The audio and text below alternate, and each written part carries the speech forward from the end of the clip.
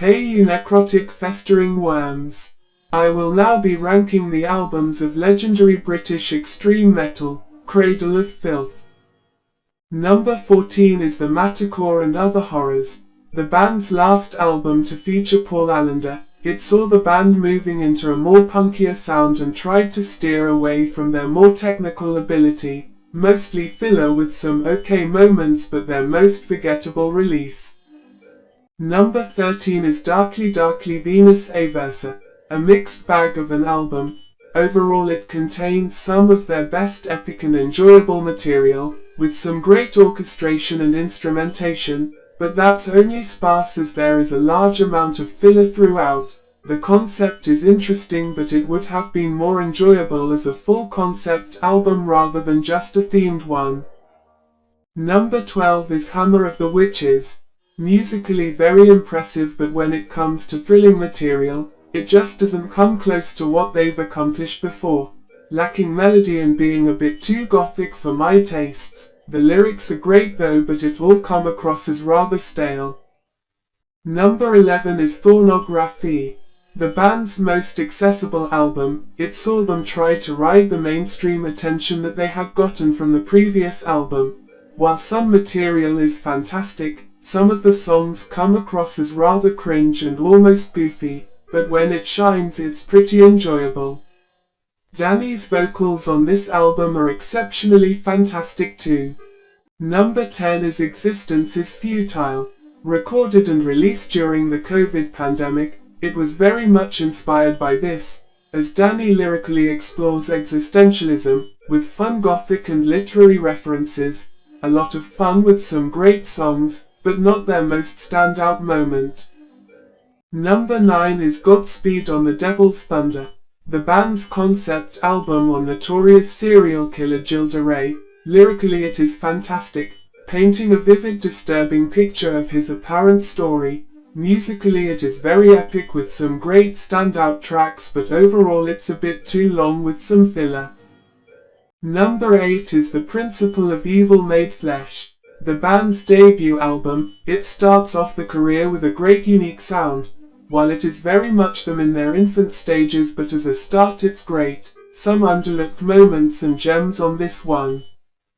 Number 7 is The Screaming of the Valkyries, the band's most recent album. It saw them go back to basics to create an album that's very much the best example of Cradle of Filth. While good, it is the definition of middle of the road for them. Number 6 is Dusk and Her Embrace, the band's sophomore album. It saw what they took on the debut and musically come into their own. While the album is great, it is overshadowed by the material they made on the EP which came before this album, but as a vampiric exploration, lyrically and musically this accomplishes that. Number 5 is Cryptoriana, The Seductiveness of Decay, the most underlooked album by the band. It saw them return to the gothic melodic edge to make an interesting concept album about clairvoyancy and necromancy. Fantastic lyrics while the music is incredibly dramatic, melodic yet very fierce. It is one of the greatest musical accomplishments. Number 4 is Midian.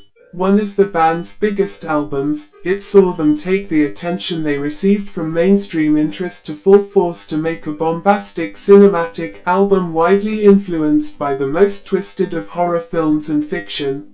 Lyrically darkly cynical, musically fantastic with a pantomime evil draping it. It is a musical moment you won't forget. Number 3 is Nymphetamine, another one of the band's biggest albums and their first with Roadrunner. While containing their most popular moments and songs, with contemporary appeal, the album is far from accessible.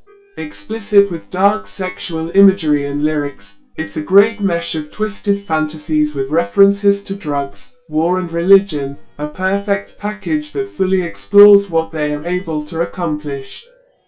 Number 2 is Damnation and a Day, the band's biggest conceptual piece. It is an overblown cinematic reimagining of Paradise Lost. Lyrically mind-blowing with some of Danny's best conjurings, the music that accompanies it is overly bombastic with the use of orchestration and choirs. The artwork is also fantastic, so getting a physical release is highly recommended. Housing their best and most classic songs, it is a true masterpiece in their collection. Number 2 is Damnation and a Day. The band's biggest conceptual piece, it is an overblown cinematic reimagining of Paradise Lost. Lyrically mind-blowing with some of Danny's best conjurings, the music that accompanies it is overly bombastic with the use of orchestration and choirs. The artwork is also fantastic, so getting a physical release is highly recommended. Housing their best and most classic songs, it is a true masterpiece in their collection. In my opinion, the best Cradle of Filth album is Cruelty and the Beast. Very much the album that gained them a loyal fan base. It took them into further artistic territory, presenting the world with a detailed concept album about Elizabeth Bathory, the infamous Blood Countess, packed full of horror ambience, references, voice acting and bone-chilling sound effects. Musically it is epic yet frightfully horrifying. Lyrically very brash yet overly poetic. Danny went all out on his presentation and performance on this one to really sell this gothic vampire story. Musically fantastic with some of the band's epic moments, it really was a pinnacle of their career, back then and now. Production-wise it gained controversy from fans and band alike, but personally I love it, because it gives an added ghostly aesthetic to the whole piece. In my opinion, this is one of the most underlooked masterpieces in metal and one of the greatest albums ever made.